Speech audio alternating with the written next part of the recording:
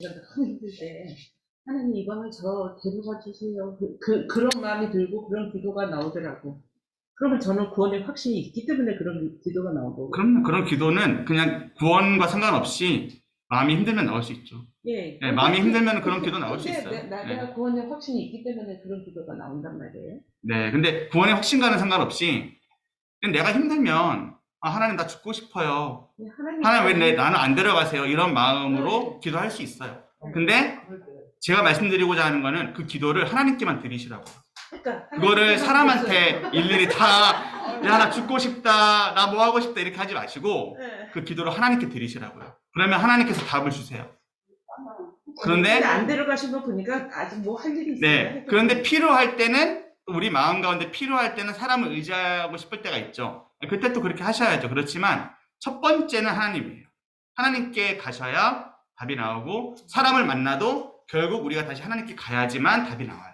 사람한테는 사실 크게 답이 나오진 않아요. 자, 우리 이제부터 우리 시편 127편부터 나누도록 하겠습니다. 자, 우리 페이지로는 성인기 책 페이지로는 220페이지고요. 자, 6월 16일자입니다. 자, 우리 성인기 책을 함께 보도록 하겠고요. 앞에 우리 유튜브 영상을 통해서 같이 한번 보도록 하겠습니다.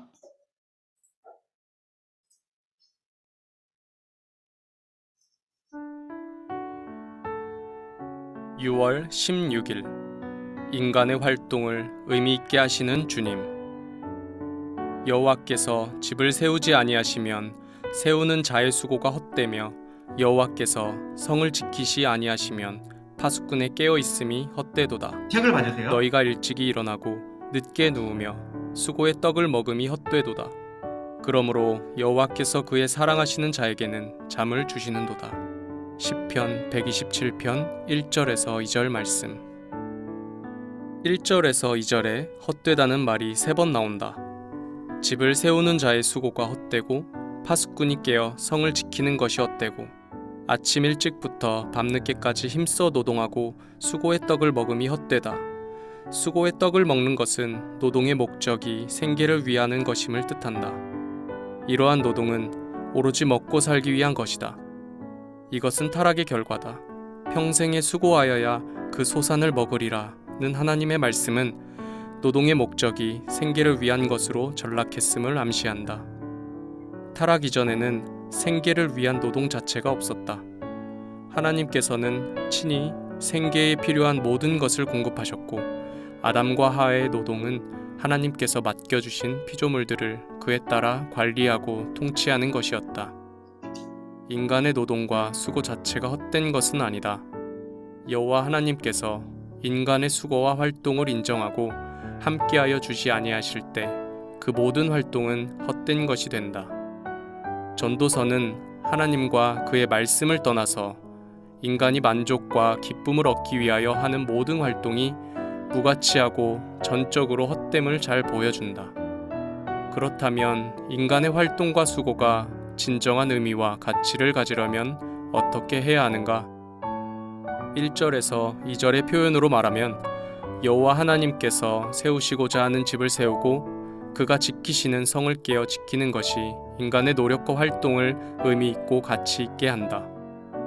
인간의 모든 활동은 하나님의 주권적인 뜻과 계획을 반영할 때만 그 진정한 가치와 의미를 가진다. 하나님께서 금하시는 것을 힘써 행하는 것은 인간의 노력이 아무리 성실하고 진지하고 지속적이라도 할지라도 무가치하고 헛된 노동이다. 건축가가 집을 지을 때 건축법과 설계도에 따라 짓지 않으면 아무리 잘 지어도 불법 건축물이 된다. 그러면 건물도 건물을 지은 노동도 모두 헛되게 되고 만다. 이와 같이 하나님의 말씀에 근거하지 않은 인간의 모든 활동은 하나님께서 인정하지 않으심으로 헛될 수밖에 없다.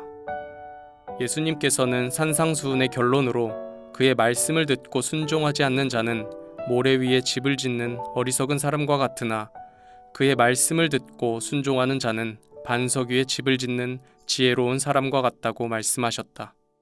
사사기는 하나님의 백성이 왕이 없을 때에 자기들의 기준에서 최선의 것을 행하였으나 결과적으로는 하나님께서 보실 때 악한 것을 행하였음을 생생하게 보여준다. 2절에 여호와께서 그의 사랑하시는 자에게는 잠을 주신다는 말씀은 이해하기 쉽지 않다. 바른 이해를 위해서는 수고의 떡을 먹는 것과 정반대의 의미를 가진다고 보아야 할 것이다. 하나님께서는 원래 먹고 살기 위해서 노동을 하도록 인간을 창조하지 않으셨다. 아담과 하와가 지음을 받았을 때 하나님께서는 그들이 먹고 사는 필요한 모든 것을 미리 준비해 놓으셨다. 하나님께서는 먹는 것을 그들에게 제공하셨고 그들은 하나님께서 맡기신 일을 하면 되었다. 그러나 타락의 결과로 인간은 땀 흘려 노동해야 먹고 살게 되었다. 예수님께서는 너희는 먼저 하나님의 나라와 그의 의를 구하라. 그리하면 이 모든 것들을 너희에게 더하시리라 라고 말씀하심으로써 노동의 가치를 회복시키셨다. 그의 사랑을 입은 자들에게 단잠을 주시는 하나님께서는 그들에게 필요한 양식을 제공하신다. 하나님께서 그의 사랑하는 자들에게 필요한 양식을 공급하심으로 그들은 오로지 양식을 얻기 위해서 노동할 필요가 없다. 그들에게 필요한 노동과 활동은 하나님께서 그들에게 맡기신 일을 하는 것이다. 하나님의 나라와 그의 의를 실현하는 것이 그들의 노동과 활동의 근본적인 목적이 되는 것이다. 한마디 기도. 하나님의 말씀과 그 뜻에 근거하여 하나님께서 인정하시는 활동과 수고를 하게 하소서. 아멘. 자, 우리 한마디 기도 같이 한번 다시 해볼게요. 시작. 하나님의 말씀과 그 뜻에 근거하여 하나님께서 인정하시는 활동과 수고를 하게 하소서. 아멘. 자, 처음에 말씀드린 대로 시편은 우리의 삶과 밀접하고요. 우리가 말씀을 볼 때 우리의 삶이 달라지지 않으면 말씀 아무 의미 없습니다. 그렇죠? 자, 그런데요, 이 말씀은 솔로몬의 말씀이에요. 솔로몬이 엄청나게 지혜로웠다는 사실은 잘 알고 계시죠? 네, 솔로몬은 또 전도서의 저자로도 유명을 한데, 자, 우리가 반드시 기억해야 될 부분이 몇 가지가 있습니다. 자, 우리 먼저 126편을 한번 보실게요. 성경을 보세요. 126편. 126편을 보시면, 네, 포로 귀환시입니다. 그래서 포로 귀환, 제가 아까 말씀드렸듯이 뭐 출애굽도 그렇고 포로 귀환도 그렇고 이것이 의미하는 것이 있어요. 이 시편이 의미하는 것이. 그것이 바로 무엇이냐? 구원이에요. 다시 한번요. 구원의 시작이라고 볼 수 있죠. 우리가 방금 계속 얘기했던 주제네요. 126편은 구원의 시작. 그럼 127편은 뭘까요? 구원의 과정이에요. 즉 어려운 말로 성화라고 해요. 예수님을 닮아가는 것. 다시 한번요. 126편은 구원의 시작, 127편은 구원의 과정, 성화라고 할 수 있어요.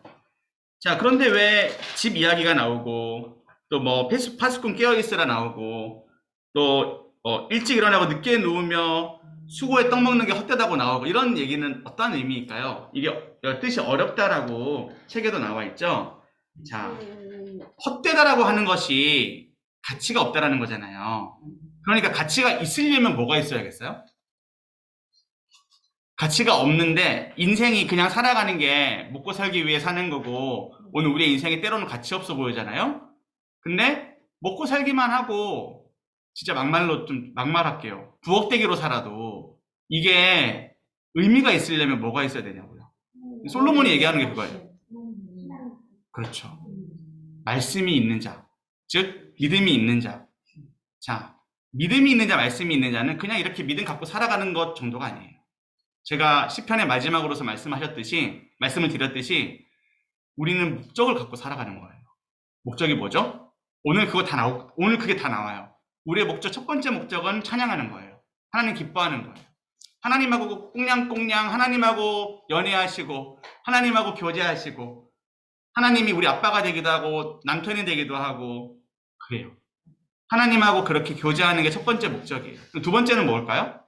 두 번째는 자, 우리의 화살통이 나오는데 여기에 화살통이 자식들이 화살이다. 화살통에 자식들을 담아라라고 막 이해될 수도 있는데 그런 뜻이 아니라 화살통이 뭐냐면 전쟁 시 필요한 전쟁 도구예요.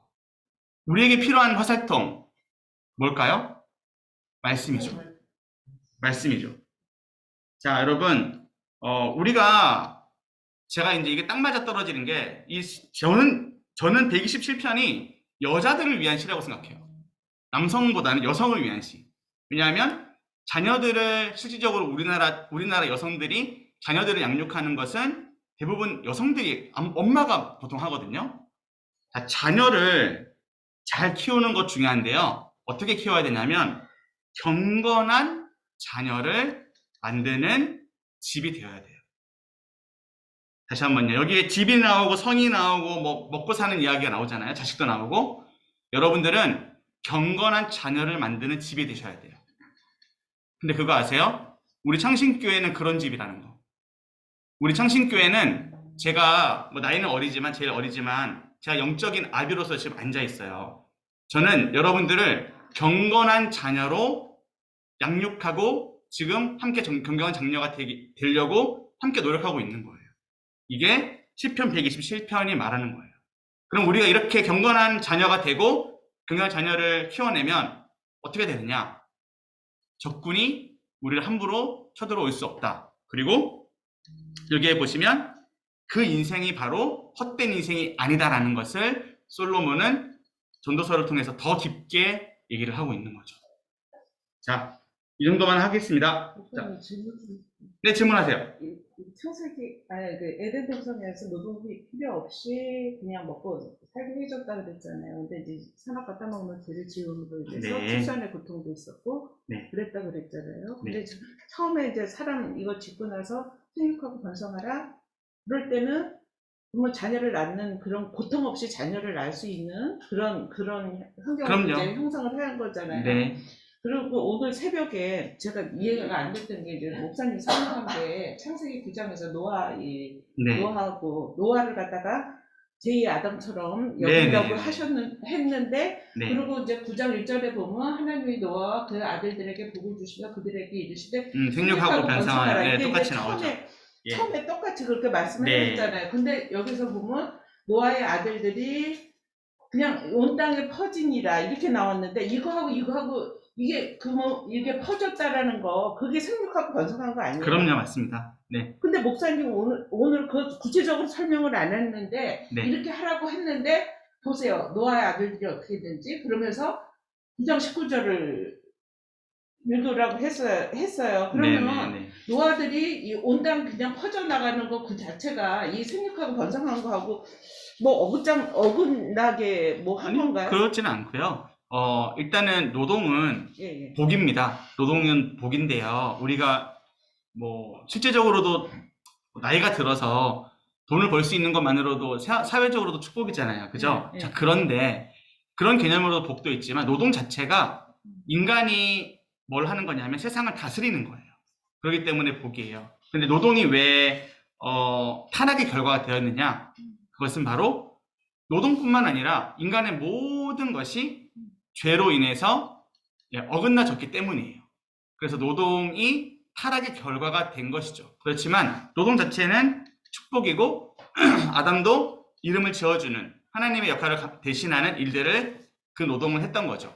그리고 생육하고 번성하라 그걸 잘 이행을 한 거네요. 그렇죠. 네. 그리고 노아도 그렇고 아담도 그렇고 생육해서 번성하는 것. 또 아브라함도 그랬고 네. 생육해서 번성해서 많은 자녀들을 낳는 것이 이게 그냥 우리 집에 아이들이 많아지는 다복해지는 네. 그런 의미가 아니라 네.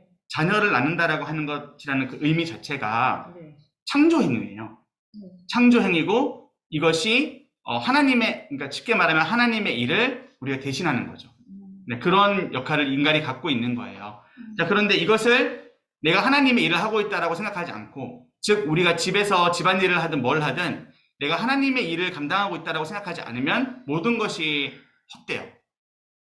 그냥 그렇게 느껴지실 거예요. 나는 왜 그 다음에 농사를 시작해서 포도나무를 심고 포도주를 만들고 그것에 취해서 막 이렇게 해롱해롱한 거 그거는 잘못한 거네요. 그렇죠. 네. 그렇죠? 노아가 아까 말씀하신 대로 제2의 아담으로서 역할을 해야 되는데 네. 노아도 실수를 할 수 있는 사람이 된 거죠. 맞아. 예. 뭐- 그러니까 이거를 말씀하신 거네. 그렇죠. 네네. 목사님이 담임 목사님 맞습니다. 생각한 거는 그래서 그 이후에 마지막 아담인 예수님이 오신 거죠. 음. 네, 아담을 계속해서 네, 이제 보여주시는데 마지막 아담은 예수님이 되신 거죠. 자, 우리 그러면 질문은 이제 또 답이 나오셨죠? 네. 네. 자, 우리 아무튼 중요한 것은 말씀이 우리 안에 있어야만 우리도 잘 가르칠 수 있고 우리가 삶의 의미를 더 잘 발견할 수 있다는 거 기억해 주세요. 넘어가도 되겠죠? 네, 이 정도만 아시면 되겠습니다. 자, 우리 그 다음 부분 6월 17일자를 한번 보도록 하겠습니다. 6월 17일자입니다.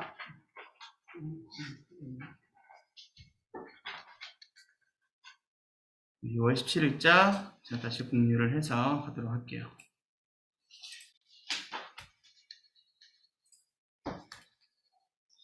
자, 여호와를 간절히 기다리는 영혼.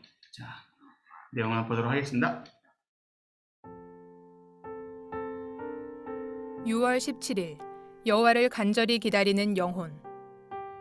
여호와여, 주께서 죄악을 지켜보실진대 주여 누가 서리이까. 그러나 사유하심이 주께 있음은 주를 경외하게 하심이니이다. 나 곧 내 영혼은 여호와를 기다리며 나는 주의 말씀을 바라는도다. 파수꾼이 아침을 기다림보다 내 영혼이 주를 더 기다리나니 참으로 파수꾼이 아침을 기다림보다 더하도다. 시편 130편 3절에서 6절. 시편 120편에서 134편은 성전에 올라가는 노래의 모음집이다. 성전에 올라가는 노래의 모음집에 속한 시편 130편은 성전에 올라가는 하나님의 백성이 하나님을 향해 가져야 하는 절박한 마음과 간절한 사모함을 보여준다. 1절에서 6절은 1인칭 단수 나의 기도이고 7절에서 8절은 온 이스라엘 백성에게 하는 권고이다. 시편 기자는 먼저 자신이 깊은 곳에서 주께 부르짖는다고 언급한 후에 자신의 기도를 듣고 부르짖는 소리에 귀를 기울여 달라고 간청한다. 깊은 곳에서는 깊은 곳으로부터를 번역한 것이다. 이것은 그가 처한 절박한 상황을 가리킨다. 이 단어는 주로 단어 물과 연결되어 깊은 물 혹은 물의 깊은 곳이라는 뜻으로 사용된다. 이 깊은 곳은 3절과 8절에 언급된 죄악과 관련된 것으로 보인다. 다시 말해서 깊은 곳은 자기 스스로 헤쳐나올 수 없는 죄악의 깊은 곳을 뜻한다. 그의 기도는 죄악의 깊은 곳에서 건져달라는 것이었다. 3절에서 4절은 여호와 하나님께서 죄를 용서하심과 죄를 용서하시는 목적이 주를 경외하게 하는 데 있음을 분명하게 한다. 죄 용서의 목적이 주님을 경외하는 것이라는 사실은 하나님께서 그의 죄 용서의 남용을 금하시고 있음을 분명하게 한다. 5절에서 6절은 비록 자신이 죄의 깊은 곳에 빠져 있지만 죄를 좋아하는 것이 아니라 오히려 얼마나 주님을 기다리고 사모하고 있는지를 두 가지 면에서 보여준다. 하나는 그가 주의 말씀을 바라는 것을 통해서 주님을 기다리고 사모한다는 것이다. 이것은 주님을 사모하고 바라봄의 뿌리와 근거와 도구가 주의 말씀에 있음을 분명하게 한다. 다른 하나는 자신이 하나님을 기다리는 것을 파수꾼이 아침을 기다리는 것에 비유한 점이다. 그는 파수꾼이 아침을 기다리는 것보다 더 간절하게 주님을 기다린다. 그는 이러한 사모함과 간절함이 이스라엘 모든 백성에게 있기를 원했다. 주일마다 예배하러 나오는 성도들이 이러한 마음과 간절함을 가진다면 예배드릴 때만 은혜의 감격이 넘치는 것이 아니라 삶 자체가 하나님을 경외하는 활동으로 더욱더 가득 차게 될 것이다. 한마디 기도. 죄악의 깊은 곳에서 벗어나고자 하는 간절함으로 주께서 응답하실 때까지 주를 바라보며 부르짖게 하소서. 네. 자, 우리 그 1절, 2절, 3절 말씀을 한번 보도록 할게요. 시편 130편 1절, 2절, 3절 말씀 같이 한번 읽어볼게요. 내가 깊은 곳에서 주께 부르짖었나이다. 주여 내 소리를 들으시며 나의 부르짖는 소리에 귀를 기울이소서. 여호와여 주께서 죄악을 지켜보실진대 주여 누가 서리이까. 아멘. 자, 이걸 아셔야 돼요. 130편에서 왜 이 저자는 하나님을 기다리고 있나요? 그 이유가 무엇인가요? 자, 3절에 답이 나와 있죠?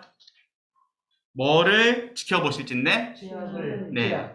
그러니까 기다림의 첫 번째, 하나님을 기다리며 하나님을 사모하며 하나님을 바라보는 첫 번째는 회개예요.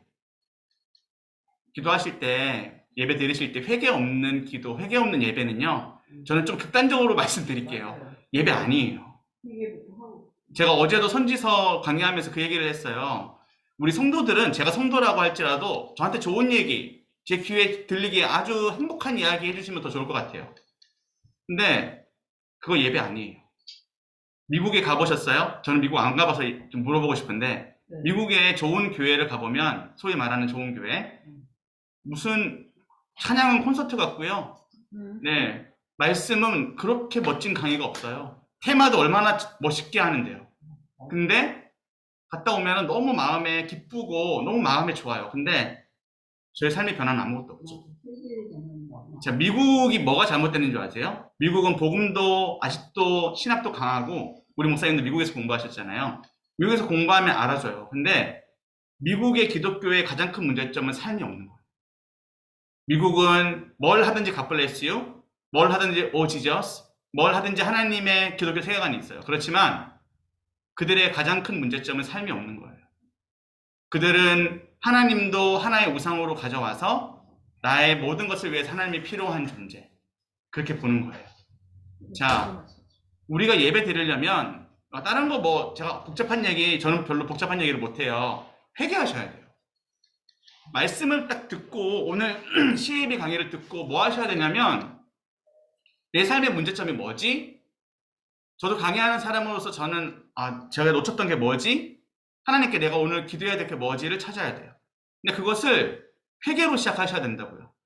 그러지 않으면 절대로 이러한 파수꾼의 간절함을 기대할 수 없어요. 언제 가장 간절해지느냐? 나는 아무것도 아닙니다. 나 죄인입니다. 라고 고백했을 때 가장 하나님이 잘 보여요. 가장 하나님을 보실 수 있어요. 파수꾼처럼 하나님 보실 수 있어요. 그래서 이것이 개인의 기도에서 시작돼서 민족으로 퍼집니다. 이게 130편의 구조예요.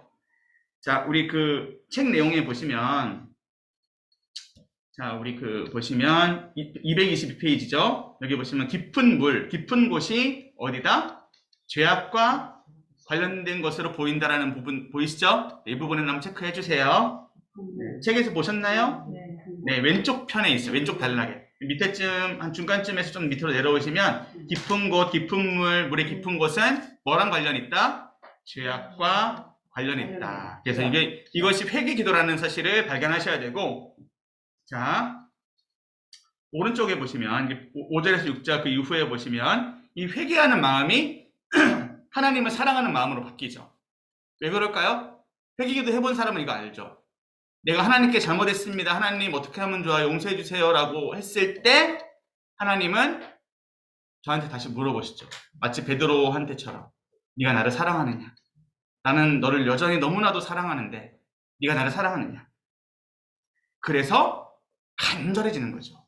자, 사모함과 간절함은 그 하나님과 나와의 관계 속에서 나오는 거예요. 그래서 이렇게 간다는 거고, 마지막 7, 8절에 보시면 이것이 모든 백성에게까지 흘러가요. 자, 여러분들이 가정에서 어떤 위치에 계신지는 모르겠지만 최소한 자녀가 있고 남편이 있다면, 여러분들이 하나님을 사랑하시면 여러분들의 자녀와 남편이 하나님을 사랑하시게 될 거예요. 그래서 여러분들은 자, 선지서를 맡고 있어서 선지자신 거예요. 여러분들이 선지자신 거예요. 여러분들이 다윗 왕처럼 왕이세요. 가정에서. 그 역할을 감당하셔야 돼요.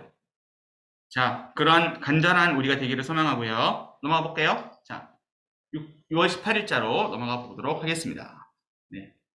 빨리빨리 넘어가고 있는 거죠, 저? 네. 자, 안 빨라요? 네. 더 빨리 넘어가야 되나요? 자, 너무 빨리 넘어갈 텐데. 네. 알겠습니다. 자, 6월 18일, 어머니 품에서 평온한 아이. 자, 이거는 이제 우리가 아이가 어떤 아이인지만 살펴보면 돼요. 자, 짧습니다. 네, 보도록 하겠습니다. 6월 18일 어머니 품에서 평온한 아이. 여호와여, 내 마음이 교만하지 아니하고 내 눈이 오만하지 아니하오며 내가 큰 일을 감당하지 못할 놀라운 일을 하려고 힘쓰지 아니하나이다. 실로 내가 내 영혼으로 고요하고 평온하게 하기를 젖된 아이가 그의 어머니 품에 있음 같게 하였나니 내 영혼이 젖된 아이와 같도다. 시편 131편 1절에서 2절. 131편 역시 성전에 올라가는 성도들이 부르는 노래다. 1절에서 2절은 하나님을 향한 시편 기자의 고백이고 3절은 이스라엘 백성에게 주는 권고다. 시편 기자는 먼저 하나님 앞에서 자신의 마음이 교만하지 않고 눈이 오만하지 아니하다고 고백한다. 눈이 오만한 것은 마음이 하나님 앞에서 교만한 것을 외적으로 구체화한 것이다.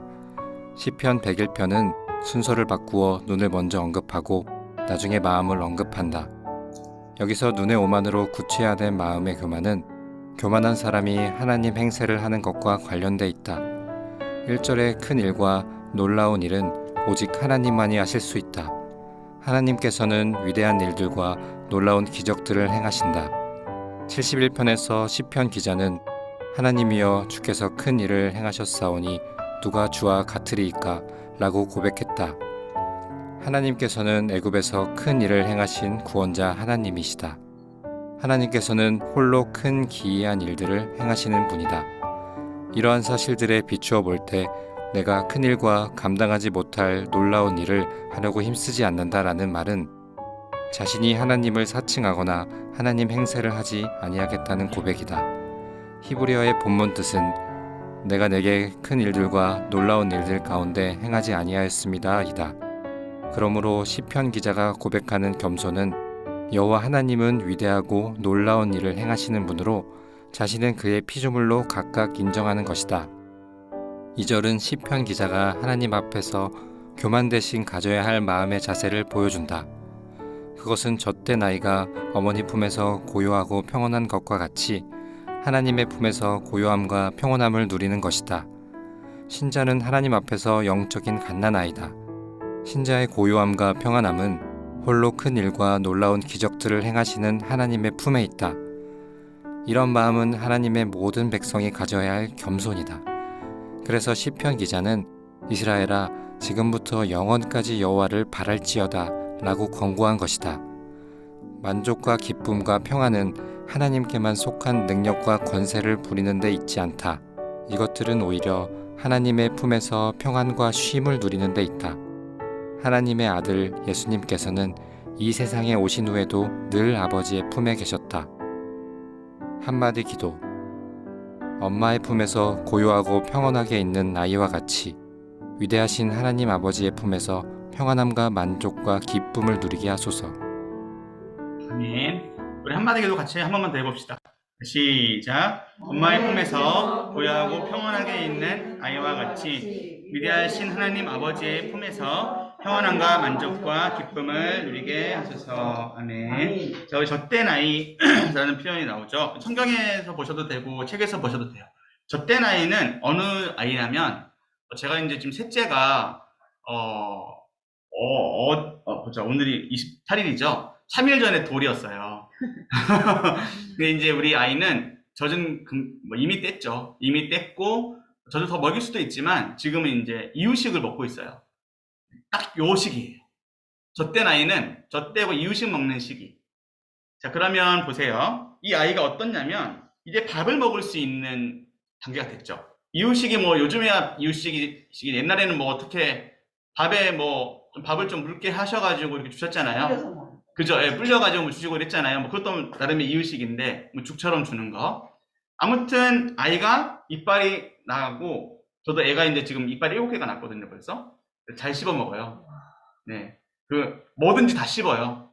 네, 뭐든지 닥치기만 하면 다 씹어대요. 막. 네, 강아지 같아요. 네, 그런데 하여튼 그 녀석은 이빨이 났으니까 이제 씹어 먹는 단계잖아요. 그죠? 자, 세 번째인데도 그렇게 신기하고 귀엽고 그러세요. 그러네요. 좀 텀이 있어서 그런지 둘째가 8살이거든요. 셋째가 지금 이제 돌이 지났으니까 그래서 좀 신기하기도 하고 뭐 그렇긴 하네요. 네, 근데 중요한 것은 우리의 믿음이 이렇게 되면 돼요. 우리는 하나님의 말씀을 듣고 먹을 수 있는 단계가 됐어요. 그렇지만 이 아이가 자, 지금은 뭐 우리 집에 제가 딱 들어가면 그래도 아직까지 아이들이 다 저를 반겨줍니다. 그 중에서 제일 반겨주는 애가 누굴까요? 이 돌째 돌 먹은 이 녀석이에요. 이 녀석은 아빠가 오면은 막 이제 막 손을 이렇게 하고 난리가 나요. 네, 우리 아빠를 찬양합니다. 아빠, 네, 보기 원합니다. 이런 식으로 이제 막 이렇게. 자, 우리가 그러한 마음으로 하나님을 찬양하고 순수하게 하나님 좋아서 하나님 보고 싶었어요. 하나님 예배하고 싶었어요. 그러한 마음으로 가는 거죠. 그것이 젖된 아이의 모습인데 우리 믿음이 그러면 돼요. 우리 믿음이 말씀 먹을 줄 알면 되고요. 말씀 먹고 하나님 저 하나님 더 필요해요. 이렇게 간절하게 하나님 찾으면서 살아가시면 그러면 네 이런 말 아세요? 그러면 왔답니다. 신앙생활 뭐 있습니까? 그렇게 하는 게 왔다예요. 자, 중요한 개념만 하나 잡고 가시죠. 자, 1절 말씀 이 책에도 나오는데 1절 말씀에 보시면 131편의 1절이에요. 자, 체크를 한번 해보시죠. 내 마음, 그 다음에 내 눈, 그 다음에 내가 큰 일과 감당하지 못하는 일인데 이 일을 행동이라고 좀 해봅시다. 행동. 자, 이제 저를 보시고요. 자, 보세요. 마음, 눈, 행동. 마음, 좀 영화보 같네요. 자, 마음, 눈, 행동은 다 하나예요. 다시요. 마음, 눈, 행동은 다 하나라고요. 물론 이것의 근원은 어딜까요? 첫 번째 시작은 마음에서 시작되는 거죠. 근데 그 사람의 행동을 보면, 그 사람이 뭘 보고 있는지를 보면, 그 사람의 말을 보면, 말이 행동이라고 치죠. 그렇게 보면 그 사람을 알 수가 있잖아요. 하나기 때문이에요. 그래서 우리는 무엇을 기도해야 되냐면 우리의 마음이 바뀌어야 되고 눈이 바뀌어야 되고 우리의 삶이 바뀌어야 되는 것을 기도해야 돼요. 그래서 행동이 바뀌면 마음이 바뀐, 행동이 바뀌어진 사람은 믿음이 바뀐 거예요. 눈이 달라진 사람은 그러니까 비전과 바라보는 시점이 달라진 사람들은 믿음이 달라진 거예요. 그래서 이것을 우리한테 새겨야 돼요. 남한테 적용하지 마시고 저한테 적용을 하셔야 돼요. 저도 저한테 적용하고 있습니다. 죄송합니다. 항상 겸손한 마음으로 더 사역하도록 하겠습니다. 네, 넘어가시죠. 네, 오늘은 할 게 많습니다. 그래서 빨리빨리 넘어가야 됩니다. 자, 우리 이제 그 다음 6월 19일자고요. 자, 6월 19일자도 보시도록 하겠습니다. 10편 135편입니다. 이 책을 보시도록 하겠습니다.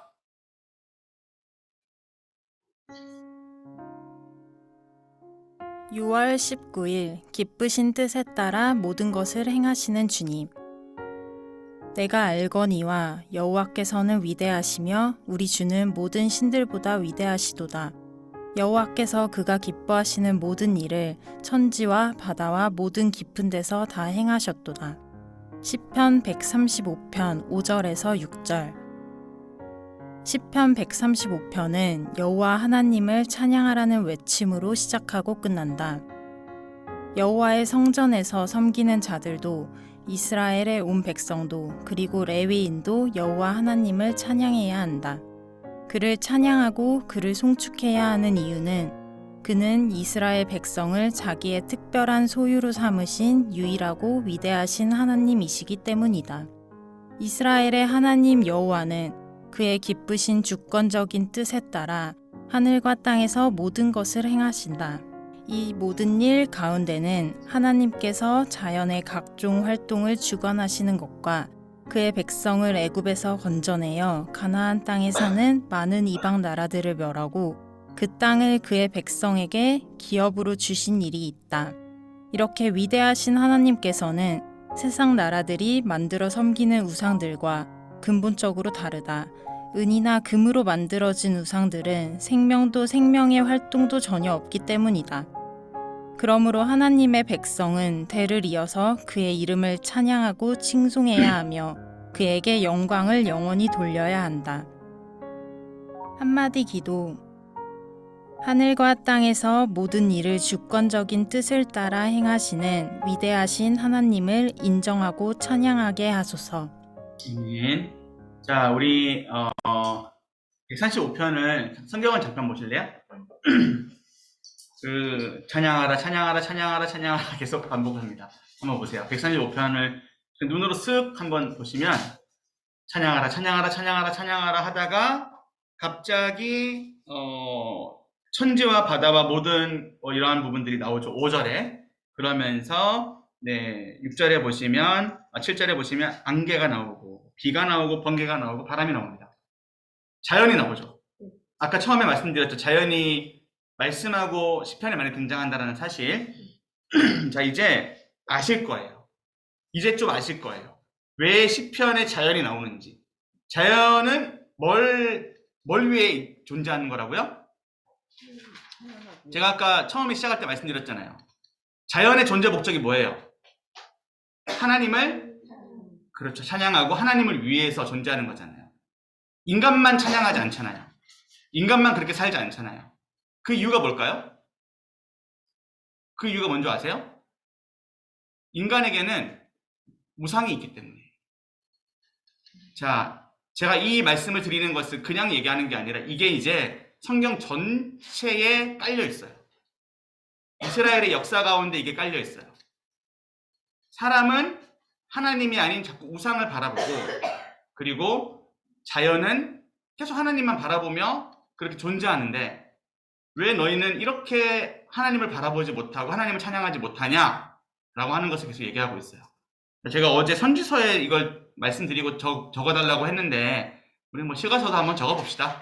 한번 적어봐 주세요. 자, 하나님은 어떤 분일까요? 자, 하나님 이꼴 해가지고 뭐라고 적으시냐면 나를 만든 신이에요. 다시 한번요. 하나님은 어떤 분이냐? 나를 만든 신. 그러면 우상은 뭘까요?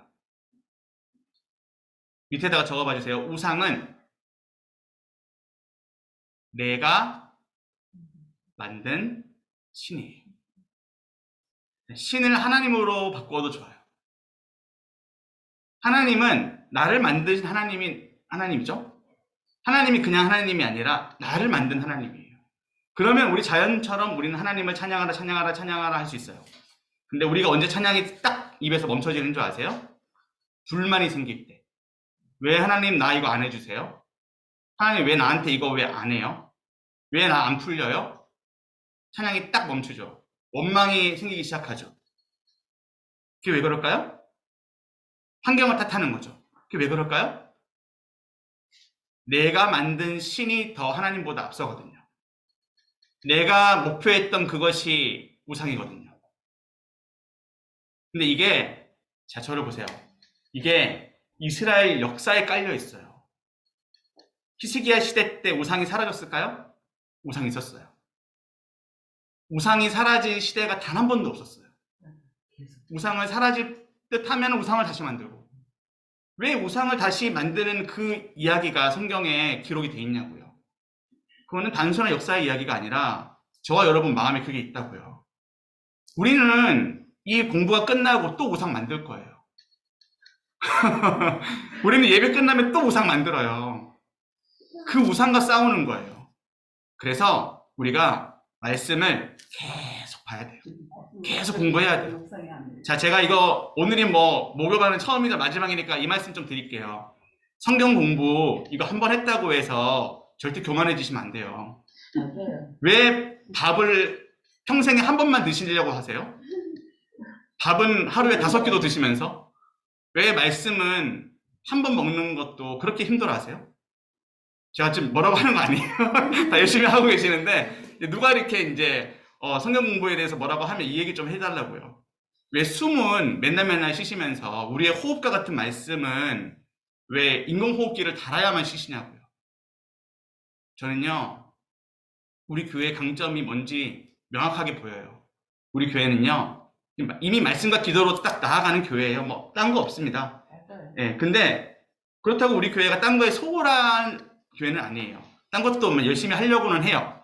자, 그런데 더 중요한 것은 말씀 앞에 우리가 먼저 서 있는 거예요. 그럼 우리는 자연스럽게 전도하게 되고, 우리는 자연스럽게 선교하게 되고, 이 서초동 지역을 섬기게 될 거예요. 근데 중요한 것은 뭐냐? 저와 여러분이 먼저 말씀을 계속 먹는 거예요. 네. 그래서 구역 뭐 나눔지도 드리고 뭐 또 하자 그러고 그러는 거예요. 근데 제가 성도라도 쉽진 않을 것 같아요. 이해합니다. 이해 못해서 뭐라고 하는 건 아니고 이해하는데 그래도 잘 따라와 주셔서 일단은 너무 감사하고 그리고 계속 우리 공부합시다. 그래서 성경 박사가 되는 게 아니라 예수님을 닮은 정말 그런 사람들이 되면 좋겠습니다. 자, 우리 넘어가겠습니다. 우리 6월 20일자. 자, 이걸로 하니까 좋지 않아요? 네. 그죠? 괜찮죠? 네. 이게 좀 빨리 넘어가기도 하고요. 깔끔하게 노래도 깔리고 하니까 또 좋아요. 좀 집중도 잘 되고. 그래서 저는 언제부터 이걸 쓰고 있어요. 자, 6월 20일자 잠깐 보도록 하겠습니다. 선하고 영원히 인자하신 하나님께 감사하라. 136편인데요. 자, 우리가 뭐 추수감사주일 때 이 말씀 많이 나누죠. 그죠? 네, 뭐 이 말씀 많이 보실 거예요. 네. 여호와께 감사하라. 그는 선하시고 그 인자하심이 영원함이로다. 이 말씀 잘 아는 말씀이죠. 이거에 대해서 조금 더 깊이 한번 보도록 하겠습니다. 6월 20일 선하고 영원히 인자하신 하나님께 감사하라. 여호와께 감사하라. 그는 선하시며 그 인자하심이 영원함이로다. 신들 중에 뛰어난 하나님께 감사하라. 그 인자하심이 영원함이로다. 주들 중에 뛰어난 주께 감사하라. 그 인자하심이 영원함이로다. 시편 136편 1절에서 3절. 시편 136편은 여호와 하나님께 감사할 것을 촉구한다. 감사해야 하는 이유는 하나님께서는 선하시며 그 인자하심이 영원하기 때문이다. 그의 인자하심이 영원하도다 라는 반복 문구는 136편에서 한 절에 한 번씩 총 26번 나온다. 1절에서 9절과 25절에서 26절은 마땅히 감사해야 할 하나님께서 행하시는 놀라운 일반 섭리의 역사를 말한다. 그 중앙에 위치한 10절에서 24절은 하나님께서 자기 백성을 애굽에서 인도하여 내신 것, 홍해를 가르신 것, 광야를 통과하게 하신 것, 아모리인의 왕 시혼과 바산 왕 옥을 죽이신 것, 그리고 마침내 가나안 땅을 그들에게 주신 것을 열거한다. 모든 것들은 하나님께서 그의 백성 이스라엘에게 베푸신 놀라운 구원의 은혜였다. 하나님께서 자연 속에서 행하시는 모든 일도 이스라엘 백성을 위해서 하시는 구원의 모든 역사도 그의 영원한 인자하심을 보여준다. 그러므로 하나님의 백성 모두가 여호와 하나님께 감사하고 영광을 돌리는 것은 당연하다. 시편 136편을 읽는 신약 성도는 자연과 역사의 모든 사건을 주관하시고 섭리하시며 그리스도 예수 안에 우리를 구원하신 하나님께 감사하며 그에게 영광을 돌려야 한다. 하나님의 자연 섭리의 역사는 구약 이스라엘 백성이 체험한 것과 우리가 체험한 것이 동일하다. 그렇지만 우리가 예수 그리스도 안에서 경험하는 놀라운 구원은 이스라엘 백성이 예비적으로 경험한 구원의 완성이므로 더욱더 큰 감사와 영광을 하나님께 돌려야 한다. 한마디 기도. 자연의 섭리와 구원의 역사 속에서 하나님의 영원한 인자하심을 보고 주께 항상 감사하게 하소서. 자, 한마디 기도 한번 더 해봅시다. 시작. 자연의 섭리와 구원의 역사 속에서 하나님의 영원한 인자하심을 보고 주께 항상 감사하게 하소서. 아멘. 네, 우리 성경 한번 보시도록 할게요. 성경에 맨 마지막 절 136편의 맨 마지막 절은 26절이거든요. 26절 말씀 한 번만 더 읽어볼까요? 자, 같이요. 시작. 하늘의 하나님께 감사하라. 그 인자하심이 영원함이로다. 암송할 수 있겠죠? 네. 자, 그러면 고개를 들고 하늘을, 여기 천장을 한번 보세요. 천장 보면서 한번 해볼게요. 좀 이상한 거 시켜서 죄송합니다. 한번 해볼게요. 자, 시작. 하늘의 하나님께 감사하라. 그 인자하심이 영원함이로다. 자, 솔직하게 한번 대답해 보세요. 감흥이 있어요? 천장을 보면서 하늘의 하나님께 감사하라. 이게 나와요? 안 나와요. 그런데 산에 올라가 보세요. 산의 정상에 올라가서 쫙 펼쳐진 아래를 보며 하늘을 보며 이 고백 한번 해보세요. 하늘의 하나님, 이 넓은 하늘보다 더 위에 계신 이 하늘을 만드신 하나님께 감사합니다. 고백이 다르겠죠? 다르지 않겠어요? 제가 오늘 그 산을 지금 홍보하고 있는 건 아닙니다. 오해는 하지 말아주세요. 좋아하시나 봐. 아, 저는 그 산을 입으로만 좋아하지 많이 안 올라갑니다. 네, 많이 안 올라갑니다. 죄송해요. 네. 그런데 중요한 건 뭐냐면요. 제가 앞서도 말씀드렸지만 이 시편 기자가 이걸 어떤 경험으로 썼을까요? 올라가서. 일단 올라가서. 산에 갔든지 어디 갔든지 일단 하늘은 봤겠죠. 예. 하늘이 뭔지, 자연이라는 이 하늘이라는 자연을 보고 하늘을 보며 하나님을 봤잖아요. 자, 이제 저를 봐주세요. 여러분들, 우리가 살아가는 세상은 세상 속에서 다 하나님 발견할 수 있으세요? 우리가 버스를 타고 지나갈 때도, 밖을 가만히 보고 있을 때도 하나님 볼 수 있으세요. 왜냐하면 우리의 눈이 바뀌었거든요.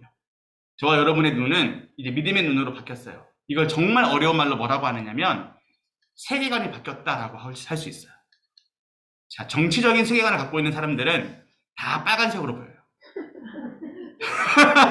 이게 뭐 폄하한 건 아니에요. 제 색깔도 뭐 안 가르쳐 줄 거예요.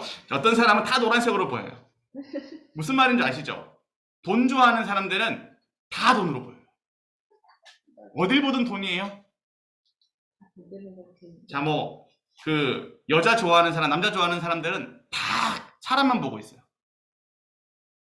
자, 제가 지금 무슨 말씀을 드리냐면 우리의 눈이 바뀌어야 되는데 우리의 눈은 아까 말씀드렸듯이 마음이 바뀌어야 돼요. 믿음이 바뀌어야만 볼 수 있어요.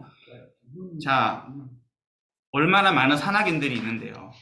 얼마나 많은 또 산 이야기, 얼마나 많은 산을 좋아하는 사람들이 있는데요. 그 사람들 산에 올라갔다가 내려와서 막걸리와 뭐죠? 파전인가요? 네, 이런 거 먹으면 얼마나 맛있는데요. 그죠? 근데 우리는 뭐 막걸리 파전을 드시진 않잖아요. 파전은 드시더라도 막걸리는 안 드시잖아요. 이상한 말해서 죄송한데요. 이상한 말해서 죄송한데요. 우리가 산에 올라가서 이 사람들하고 눈이 다르니까 하나님을 보는 거예요. 산에 올라가셨다가 막걸리는 드시지 마시고 파전은 드시기 바랍니다. 그런데 산에 올라가셔서 자연을 바라보면서 세상을 살아가면서 하나님을 보셔야 돼요. 그래야지 이 고백이 나올 수 있는 거죠. 이 말씀이 주고자 하는 포인트는 이거였어요. 세상을 보면서 하나님을 봐라. 추수하면서 하나님을 봐라. 다시 키우면서 하나님을 봐라. 자, 우리가 그러한 믿음을 가지기를 바랍니다. 자, 우리 이제 6월 21일차로 넘어가도록 하겠습니다. 또 질문. 네. 136편에 여기 신들 중에서 뛰어난 하나님께 감사라고 했잖아요. 네네. 일단 여러 신들이 있다는 걸 지금 그렇죠. 인정하는 거잖아요. 네네. 우리가 다 이제 알고 있죠. 네. 그러면 그런 잡신들 중에는 착한 신 없어요?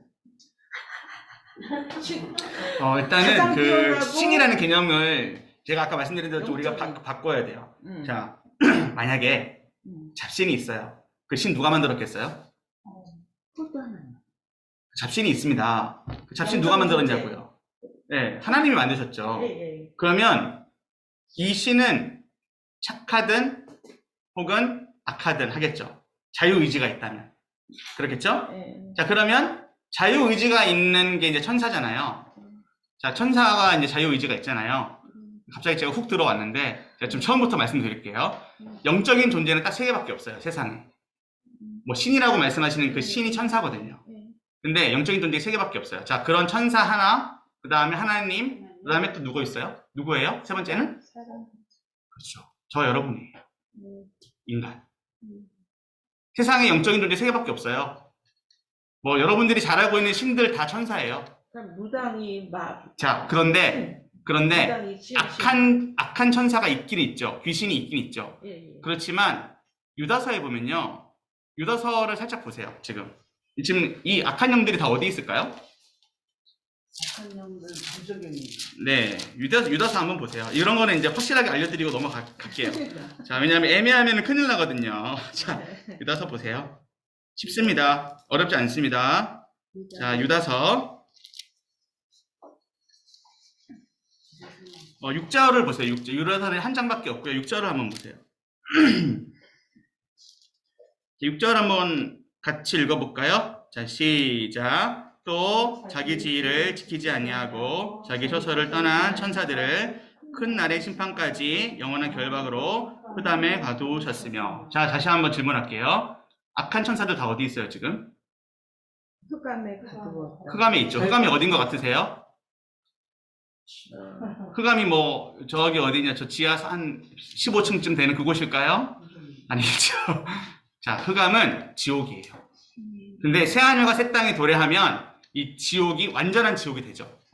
근데 자, 저를 보세요. 사람은 죄를 지으면 하나님의 인자와 용서, 끝없는 용서로 구원을 받을 수 있는 기회가 있습니다. 천사는 그런 기회 있을까 없을까? 없어요. 그런 기회조차 없어요. 그런데 자유의지는 있어요. 그래서 마귀가 있잖아요. 사탄이 존재하는 것은, 영적인 존재가 존재하는 것은 자유의지가 있다는 거예요. 자유의지가 뭐냐면요, 생각이 있는 거예요. 즉 지식이 있는 거예요. 감정이 있고 의지가 있는 거예요. 영적이다라고 하는 것이 지정의를 뜻하는 거예요. 자, 제가 지금 말씀드리는 이 수준은 지금 중고등부 수준입니다. 죄송합니다. 중고등부 세례교육할 때 이거는 꼭 하거든요. 자, 영적이라고 하는 것은 지식과 감정과 의지가 있는 거예요. 그래서 우리 집 멍멍이는 영적인 존재가 아니에요. 우리 집 고양이도 뭐 영화에서는 얘가 막 하늘의 통로가 되지만 그게 영화일 뿐이고, 말씀드렸잖아요. 짐승과 자연의 모든 것들은 하나님을 찬양하기 위해 존재하는 것이라고요. 이들은 영매가 될 수 없어요. 영매는 사람밖에 없어요. 사람밖에 없는데 하나님은 사람을 통해 대화하기 원하시고 사람을 통해 일을 하기 원하세요. 그래서 우리가 죄를 딱 지은 그 순간 우리 지옥 안 가죠. 회개할 기회 주시잖아요. 천사는 아니에요. 죄를 딱 지은 그 순간 지옥에 가요. 정죄당해요. 네, 이거는 유다서를 통해서 보시고, 그러나 이것 이외에 하나님의 일들을 다 알 수는 없어요.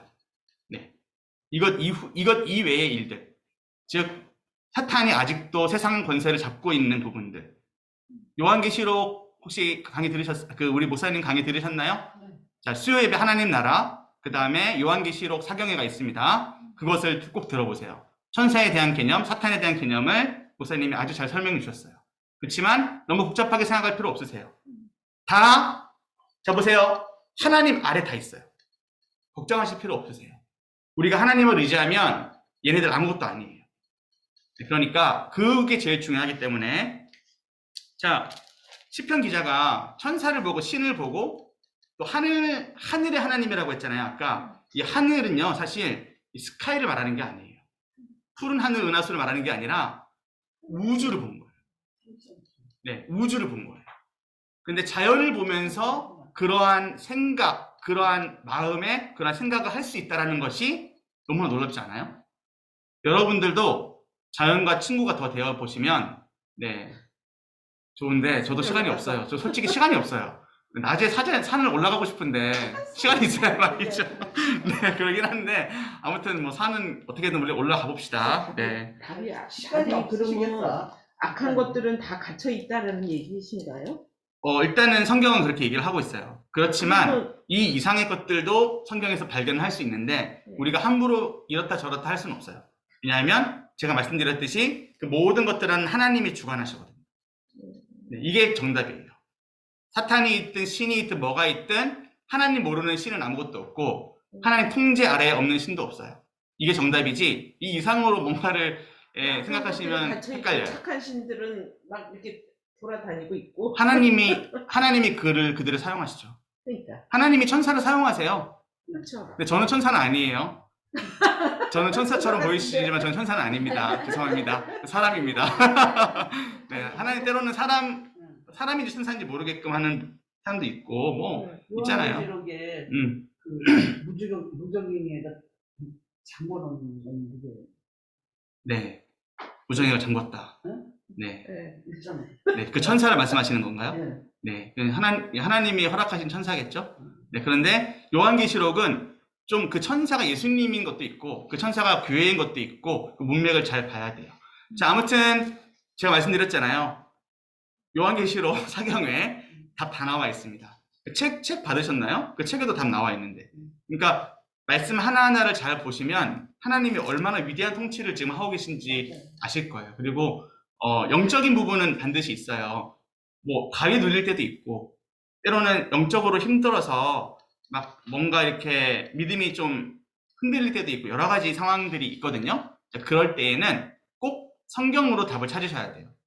유튜브로 답 찾으시면 큰일 나요. 성경으로 답을 찾으시고, 네, 저와 최대경 목사님과 엄태환 목사님이 기다리고 있습니다. 언제든지 연락 주시고 네, 그렇게 답을 찾아가시면 되겠습니다. 자, 우리 넘어갑시다. 네, 넘어가야 될 것 같아요. 네, 141이고요. 네, 넘어갑시다. 자, 우리 거의 다 돼갑니다. 우리 성경기 보도록 하겠습니다. 6월 21일자입니다.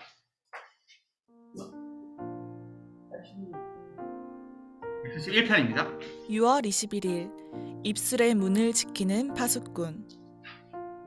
여호와여, 내 입에 파수꾼을 세우시고 내 입술의 문을 지키소서.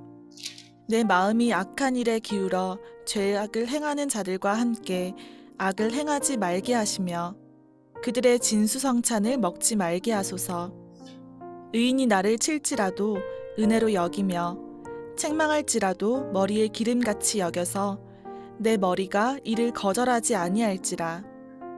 그들의 재난 중에도 내가 항상 기도하리로다. 시편 141편 3절에서 5절. 시편 141편은 다윗의 시로 악인들이 올무와 덫을 놓아 그를 해하려고 할 때 그가 한 기도이다. 다윗은 자신의 기도를 분향단에서 향을 사르는 것과 저녁 제사와 같이 되게 해달라고 했다. 다윗에게 기도하는 것과 손을 드는 것은 같은 행위다.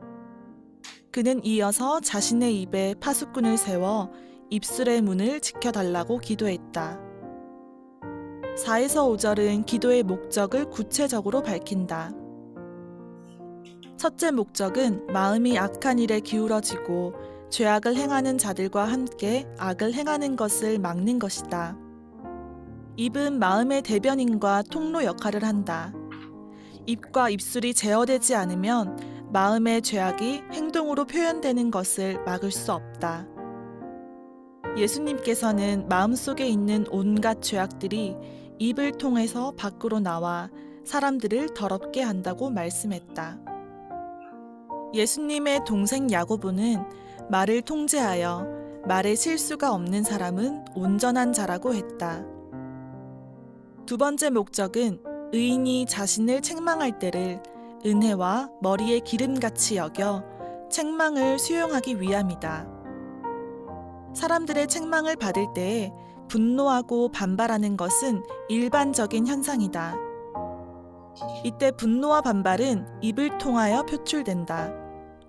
만일 입의 파수꾼이 입문을 굳게 닫고 지키면 분노와 반발이 통제되어 책망을 거절하지 않고 긍정적으로 수용할 수 있게 된다. 5절에 그들의 재난 중에도 는 원래 히브리어 본문에서 그들의 악행들을 대항하여 란 뜻이다. 이것은 나의 기도가 항상 그들의 죄악을 대적할 것이라는 고백이다. 이것은 4절의 기도를 계속할 것임을 분명하게 한다. 다윗은 하나님 앞에서 쉬지 않고 기도의 입을 열지만 사람 앞에서는 파수꾼을 세워 입술의 문을 굳게 닫고 악인들의 죄악에 동참하는 것을 거절했다.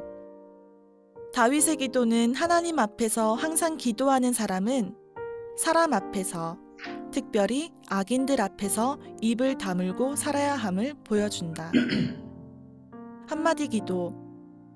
내 입 앞에 파수꾼을 세워 내 입술의 문을 지키소서. 아멘. 네, 거의 끝나가고요. 자, 우리 네, 불안해하시는 것 같아서 네, 끝나갑니다. 우리 뭐 성의기 내용 가운데 모든 것이 거의 다 나와 있는데, 자, 입술에 왜 파수꾼을 세워달라고 하느냐? 225페이지에 보시면 첫째 목적은 마음이 악한 일에 기울어지고 죄악을 행하는 자들과 함께 악을 행하는 것을 막는 것이다 라고 되어 있죠. 다시 한번요. 마음이 악한 일에 기울어지고 죄악을 행하는 자들과 함께 악을 행하는 것을 막는 것이다. 그러니까 입이라고 하는 것이 아까 이제 마음과 눈과 연결이 돼 있다고 했잖아요. 그래서 우리가 말을 할 때 악한 말을 계속하면 우리 행동도 악하게 되는 거예요. 네. 이 부분은 좀 도덕적인 부분이기 때문에 제가 깊게 설명은 안 드리겠지만 네, 여기에 많이 나와 있습니다. 그죠? 자, 야고보서 1장에 보시면 이러한 내용들이 잘 나와 있습니다. 야고보서 1장 한번 보실까요? 야고보서 1장. 성경을 찾아볼게요. 신약 371페이지쯤 됩니다. 372페이지가 되겠네요. 372페이지에 보면 야고보서. 네, 뒤에서 가는 게 편해요. 성경 뒤에서부터 가세요. 야고보서 1장 19절과 26절쯤 보시면 되겠습니다. 3장 전체가 다 말에 대한 이야기인데 일단은 1장만 보시도록 할게요. 1장 19절 한번 같이 읽어볼까요? 시작. 내 사랑하는 형제들아, 너희가 알지니 사람마다 듣기는 속회하고 말하기는 더디하며 성내기도 더디하라. 이것이 그 상담하기에 있어서 얼마나 중요한 줄 아세요? 그 상담이 뭔지 아세요? 상담. 어떤 학자는 이렇게 얘기해요. 상담은 들어주는 거다. 상담은 답을 내주는 게 아니라 들어주는 거다. 제가 그래서 기독교 상담학자를 한번 모셔가지고 세미나를 한 적이 있는데 별거 없더라고요. 들어주는 게 끝이더라고요. 답은 누가 내주느냐? 답은 목사님이 내야 되더라고요. 그러니까 즉 말씀을 통해서 말씀이 들어가야 답이 되거든요. 네. 자, 우리 26절 말씀도 한번 볼게요. 누구든지 스스로 경건하다 생각하며 자기 혀를 제가 물리지 아니하고 자기 마음을 속이면 이 사람의 경건은 헛것이라라고 돼 있죠. 자, 야고보서 온 겸해 3장 한번 볼게요. 3장으로만 가볼게요. 여기에 이제 말의 실수가 없도록 하고, 이 말의 실수가 없기 위해서는 뭐가 필요한지가 나오죠. 예, 바로 위로부터 난 지혜거든요. 자, 17절 말씀 한번 보실까요? 17절 같이요. 시작. 오직 위로부터 난 지혜는 첫째 성결하고 다음에 화평하고 관용하고 양순하며 긍휼과 선한 열매가 가득하고 편견과 거짓이 없나니. 그렇죠. 자, 이게 바로 말씀이에요. 제가 처음부터 계속 강조하지만 말씀을 가진 사람은 말씀의 말을 하게 돼 있어요. 구역 예배할 때 가장 힘든 게 뭔지 아세요? 저도 교구 사역을 한 10년 정도 하고 있는데 구역 예배 안 되는 구역의 특징이 뭔지 아세요? 구역장이 여기 계시겠지만 자랑해서 그래요. 자랑해서. 사람들을 배려하지 않고 내가 오늘 기도 제목이 있는데 우리 아들이 이렇게 돼가지고 막 이렇게 했는데 우리 남편이 이렇게 해가지고 이렇게 했는데 이게 참 걱정이 많아. 근데 이게 자랑이에요, 사실. 기도가 아니었어요. 예, 이런 거는 이제 자랑이 아니죠. 이건 자랑질이라고 하죠. 네, 여러분, 그 교회에서 얼마나 세상보다 못한 행동을 많이 하고 있는 줄 아세요? 그래서 구역예배가 안 되는 거예요. 제가 구역예배 안 되는 이유 하나 알려드렸어요. 자랑하는 거. 그럼 자랑 안 해보세요. 그럼 뭐 하라고? 뭘 속히하라고요? 듣기를 속히하라고요. 회개는 하나님께 하시고 들으세요. 근데 그 가운데 정말 들어야 될 사람 있잖아요. 시간은 한정돼 있지. 그럼 이 시간 가운데 뭘 해야 됩니까? 가장 연약한 사람의 말을 들어줘야죠. 가장 연약한 사람의 말을 들어줘야죠. 왜 자랑을 하고 계시냐고요. 한국교회 구역예배 안 되고 있습니다. 자랑한다고 바빠가지고. 우리 교회만 그런 건 아니에요. 너무 절망하지는 마세요. 자, 우리 교회는 안 그렇잖아요. 네, 우리 교회는 안 그렇잖아요. 예. 그러니까, 네. 자, 위로부터 난 지혜를 가진 사람은 반드시 너무나도 복이 넘치는 구역을 만들 수 있어요. 너무나도 복이 넘치는 공동체를 만들 수 있어요. 지혜를 가진 사람은요. 네. 제가 오늘 말씀드리는 게 정죄로 받아들이지는 말아주세요. 저는 항상 저한테 먼저 적용합니다. 제가 자랑질하고 있으면 이 못된 여사가 이렇게 하면서 회개합니다. 자랑보다는 들어주시는 여러분들, 이게 상담학의 원리예요. 근데 상담학의 원리? 아니요. 예수님의 원리예요. 이거 꼭 알아주시면 감사하겠고, 이 정도만 하고 넘어갑시다. 자, 2월 22일자, 23일자, 24일자. 네. 세 개 연달아서 한번 가볼까요? 시간이 너무 많이 돼가지고요. 네. 그러면 성리기를 보지 않고, 이거 영상 보지 않고, 일단은 같이 가보도록 하겠습니다. 6월 22일자. 자, 중요한 부분만 딱딱 말씀드릴게요. 자, 하나님을 자기 도움과 소망으로 삼는 자, 시편 146편 3절에서 5절을 같이 한번 읽어보겠습니다. 6월 22일자입니다. 자, 시작. 귀인들을 좋은 일이 없는 것으로 의하지 마시니 그의 호흡이 끊어지면 끌고 돌아가서 그날에 그의 생각이 소멸하리로다. 야곱의 하나님을 자기의 도움으로 삼으며 여호와 자기 하나님에게 자기의 소망을 두는 자는 복이 있도다. 아멘. 자, 우리 여기에서 중요한 단어가 하나 나옵니다. 자, 먼저는 인생을 의지하지 말라라는 그런 부분이 나오는데요. 그러니까 하나님을 의지해야겠죠. 자, 그래서 227페이지에 보시면 그러나 붙어 있죠. 그러나. 한번 읽어볼게요. 같죠? 그러나 시작. 그러나 야곱의 하나님을 자기의 도움과 소망으로 삼는 자는 참으로 복된 자이다. 자, 왜 복될까요? 그 이유는 두 번째 줄 밑에 나와 있죠? 자, 그 이유는 보이시나요? 책에서 보셨죠?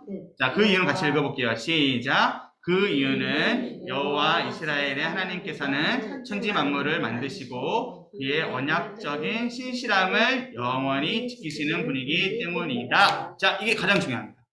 뭐 연필이 있든 펜이 있든 뭘로 언약적인 신실함, 이거를 체크를 꼭 해주세요. 그리고 이제 화면을 봐주세요. 화면을 봐주시는데 제가 이거는 공유해야겠죠.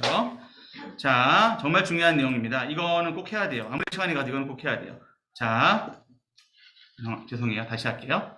네, 우리 정말 중요한 내용, 성경 가운데 절대로 잊어버리면 안 되는 내용들이 있어요. 특별히 첫 번째는 언약의 핵심적인 모습이에요. 자, 언약의 하나님.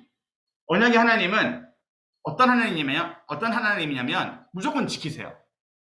하나님이 내뱉은 약속은 하나님 무조건 지키세요. 이게 가장 중요하고, 자, 보시면 이게 바로 한 단어로 에메트라고 하거든요. 따라해 볼게요. 에메트. 자, 이게 바로 신실하신 하나님을 뜻하는 겁니다. 자, 그런데 중요한 것이 있어요. 자, 이게 이제 에메트라고 하는 단어고요. 자, 이 단어가 어디에 나올까요? 이 단어가 바로 이 성경에 정말 많이 나오는데, 자, 6절과 7절이 있거든요. 여기에 보시면 6절에 보시면 146편 6절이에요. 6절에 보시면 영원히 진실함을 지키신다라고 되어 있죠. 보이세요? 시편 146편 6절 끝에 보면 영원히 진실함을 지키시며라고 되어 있죠. 성경 찾아보세요. 네. 그림은 안 그리셔도 됩니다. 그러나 잘 그리시면 그리셔도 됩니다. 네. 자, 시편 146편 6절입니다. 네, 한번 같이 읽어볼까요? 시작. 여호와는 천지와 바다와 그 중에 만물을 지으시며 영원히 진실함을 지키시며. 자, 지금 제가 나온 에메트라는 단어는 바로 진실함이에요. 이 진실함은 그냥 진실한 게 아니라 영원히 진실하세요. 자, 그걸 에메트라고 합니다. 자, 특별히 자, 이렇게 읽어요. 이게 이제 보세요. 알렙이라는 단어인데요. 알파벳으로 A와 같은 거예요. 근데 이 알렙이라고 하는 단어의 의미는 하나님을 뜻해요. 그래서 이응, 미음, 티귿 이렇게 보시면 돼요. 이응, 미음, 티귿. 그리고 오른쪽에서 왼쪽으로 읽어요. 왼쪽에서 오른쪽으로 읽는 게 아니라 오른쪽에서 왼쪽으로 읽어요. 아시겠죠? 그래서 이응, 미음, 티귿인데 여기에 점 붙은 거 있잖아요. 점 붙은 거. 점 보이죠? 저게 이제 모음이에요. 근데 모음이 원래는 없어요. 그냥 이응, 미음, 티귿이에요. 그래서 음으트. 근데 이거를 사람들이 읽을 때 에메트라고 읽었기 때문에 에메트가 된 거예요. 히브리어에는 모음이 없어요. 자음밖에 없어요. 그런데 보세요. 에메트의 에가, 즉 저 알렙이라는 단어, A라는 단어거든요. 저 에가 바로 하나님이라는 뜻이에요. 그러면 저 하나님을 한번 지어봅시다. 그러면 미음, 티읕만 나오겠죠. 자, 그러면 미음, 티읕이 뭐냐면 무트예요, 무트. 모트겠죠? 모트. 그 모트의 뜻이 있어요. 뭔지 아세요? 모트의 뜻이 뭐냐면 죽음이에요. 죽음이에요. 자, 하나님이 없으면 모든 인생은 허무함과 죽음이에요. 저는 오늘 이렇게 강의 마무리를 짓고 싶습니다. 하나님은요, 구원의 약속을 영원히 지키세요. 근데 우리가 하나님을 딱 버리잖아요? 우리의 인생은 죽음으로 향하게 돼요. 우리의 인생은 영원한 약속을 향해 가든지, 우리의 인생은 죽음을 향해 가든지, 두 갈래 길밖에 없습니다. 그것을 꼭 기억하시기를 바라요. 그래서 시편 말씀을 읽을 때 우리의 비전이 달라지는 거예요. 우리의 삶이 달라지는 거예요. 하나님, 제가 이렇게 살아가는데 제 인생의 의미는 무엇이죠? 기도해 보세요. 여러분들의 인생의 의미를 하나님 반드시 발견하게 해주십니다. 하나님이 어떠한 약속을 여러분에게 하셨는지 반드시 발견하게 될 것입니다.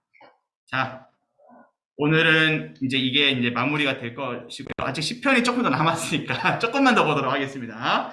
자, 우리 6월 23일자 여호와를 찬양하고 즐거워하라 라는 제목이고요. 시편 149편 1절과 2절 말씀을 같이 한번 읽어볼게요. 시작. 할렐루야. 새 노래로 여호와께 노래하며 우리 가운데서 찬양하라. 이스라엘은 자기를 지으신 이로 말미암아 즐거워하며 시온에 지는 그들의 왕으로 말미암아 즐거워할지로다. 아멘. 자, 메모를 한번 해보세요. 여기에 새 노래라는 표현이 나옵니다. 새 노래.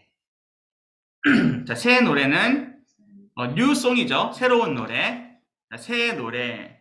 제가 불러주는 대로 적어보세요. 96편이에요. 시편 96편, 98편에도 나와요. 이거는 참고적으로 알아주셔야 돼요. 새 노래가 많이 나오거든요. 자, 96편, 98편에도 새 노래라는 표현이 나옵니다. 149편에도 나오고요, 당연히. 네. 자, 그러면 이 새 노래를 부르는 사람이 누구냐면 저와 여러분이에요. 자, 이스라엘, 시온의 주민, 하나님의 백성, 다 구원을 받은 백성들이거든요. 자, 그러면 새 노래가 뭐냐? 이게 중요하겠죠. 메모를 좀 해주세요. 이게 가장 중요해요. 하나님을 누리는 노래예요.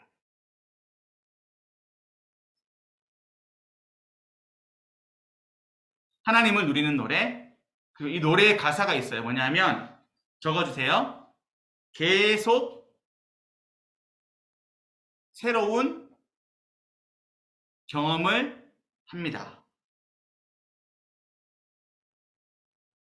하나님을 누리는 노래, 계속 새로운 경험을 합니다. 자, 애국가 좋아하시나요? 애국가가 언제 애국가가 되는 줄 아세요? 우리나라가 다른 나라랑 경기할 때 진짜 애국가가 돼요. 온 국민이 동해물과 이렇게 막 노래 부릅니다. 왜요? 이겨야 되니까. 우리 네, 그렇죠. 막 그렇게도 하죠. 애국가가 가장 부르기 힘든 때가 학교에 조례할 때, 네, 진짜 애국가 부르기 힘들어요. 제발 한 절만 부르면 좋겠는데 사자까지 다 부르시잖아요, 그죠? 네, 그게 제일 힘들고 제일 잘 불러질 때가 언제냐면, 네, 바로 축구 경기 할 때나, 네, 우리나라가 막 이렇게 다른 나라랑 올림픽 할 때나 이럴 때 애국가 나오면 너무 좋죠. 그리고 네, 그리고 또 메달 딸 때, 금메달 땄을 때 우리나라 국가가 쫙 올려 퍼지잖아요. 너무 자랑스럽죠. 애국가는 수천 번, 수만 번 부르셨을 거예요. 근데 경험에 따라 달라지잖아요.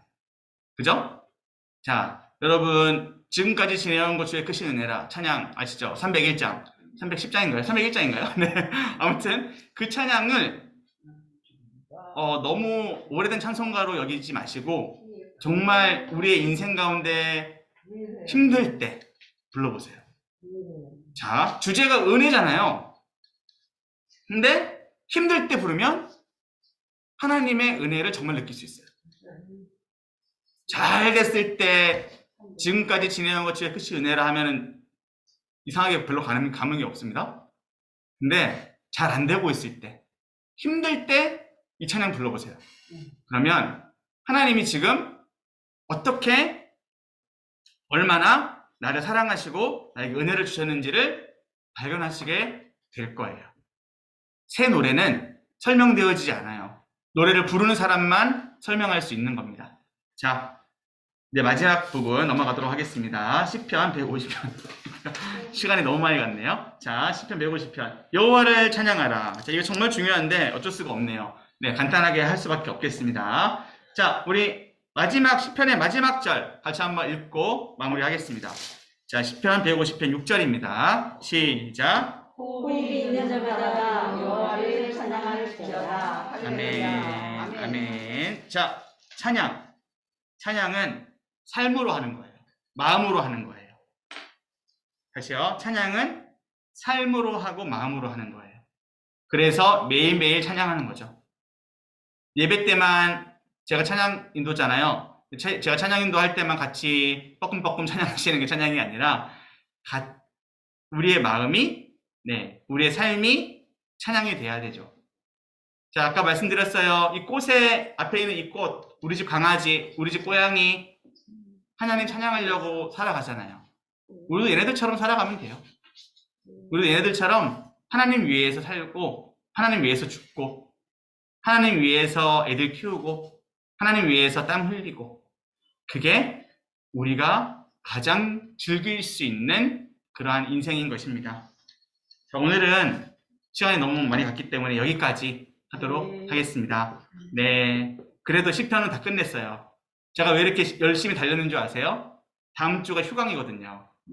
다음 주가 5월 5일입니다. 그래서 다음 주가 휴강이기 때문에 제가 딱 걸렸어요. 제가 빨리 시편을 마무리해야만 그 다음 시간을 이어갈 수가 있어요. 그래서 오늘 이렇게 마무리하도록 하고요. 자, 다음 강의는 5월 언제죠? 12일 날 하게 되겠다. 그죠? 다음 강의는 5월 12일 날 하게 되겠고요. 네, 저는 아쉬우시겠지만 또 보고 싶으시겠지만 이렇게 저는 물러갑니다. 네. 아니, 혹시 저를 하시는 게 아니고? 혹시 저를 보고 싶으시면 수요일 반으로 오세요. 아니, 네, 그러면 저를 보실 수 있고요. 네. 그 다음에 하시는 거 아니에요? 네, 그 다음은 이제 우리 최대경 목사님이 잠언부터 해주실 거예요. 네, 그리고 마지막 5월 10일 날 어디 하는 거예요? 5월 12일부터는 잠언을 시작하죠. 합니다. 네, 잠언을 하시는데 2주 동안 잠언을 하실 거고요. 목사님이 하시는 또 다시 시작하는 분이 하신다고. 아, 저요? 아, 저는 이제 여기에서 물러갑니다. 아, 그래요? 그래서 저를 보고 싶으시면 수요일 날 여기 앉아 계시면 죄송합니다. 네. 아니, 자. 지금 5주 남았잖아요. 아, 그거랑 좀 달라요. 그래가지고 네, 2번씩 하는데 아니, 이게 어차피 늦어져서. 네네. 목사님 한 분당 2주씩 하시는 거예요. 총 4주가 남았는데요. 네, 4주가 남았는데 2주는 최대경 목사님, 2주는 엄태환 목사님이 이렇게 나눠서 하시고, 네, 저는 좋아요. 이렇게 끝내게 됐습니다. 네, 그래서 아무튼 시편은 뭐 다른 거 필요 없습니다. 네, 우리의 삶이다, 우리의 고백이다. 이것만 딱 기억하시면서 시편 많이 보세요. 시편을 읽고 또 읽으셔도 좋아요. 네, 원래 그렇게 하라고 만들어진 게 시편이에요. 짧잖아요. 맨날 보세요. 정말 좋아요. 네, 심심하면 보세요. 화장실에서 보세요. 죄송합니다. 더 이상 안 할게요. 자, 우리 마무리하겠습니다. 감사합니다. 네.